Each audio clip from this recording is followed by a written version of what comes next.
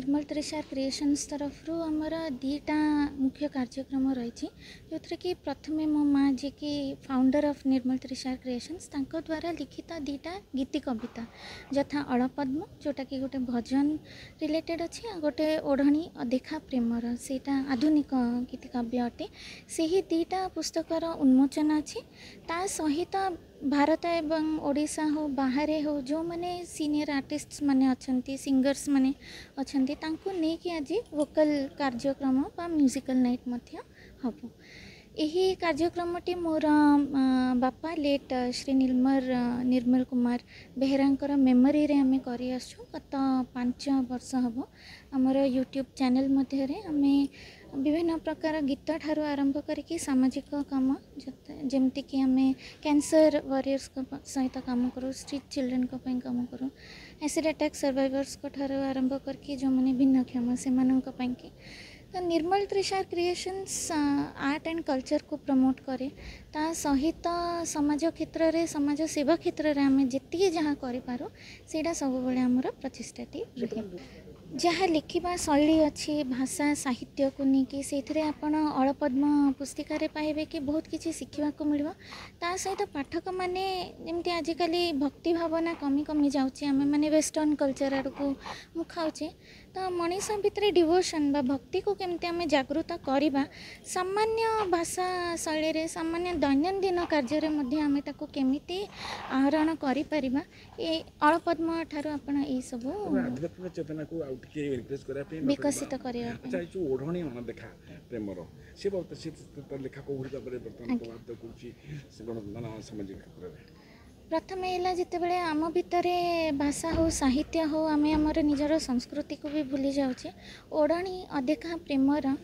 एमती गोटे झलक भल पाइबा को लेकिन जोटा कि ता भितर आपण आध्यात्मिकता भी पाइबे ता भितर आपण जमती राधाकृष्णकर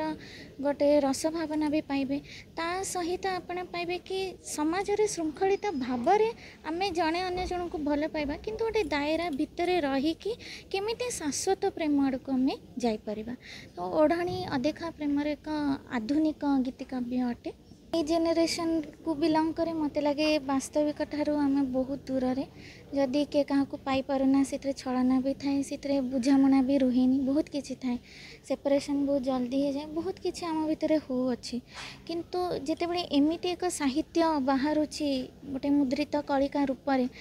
पाठक हूँ पाठिका हूँ जिते इजिली पाई पारुछंती जदि गोटे शब्दरू भी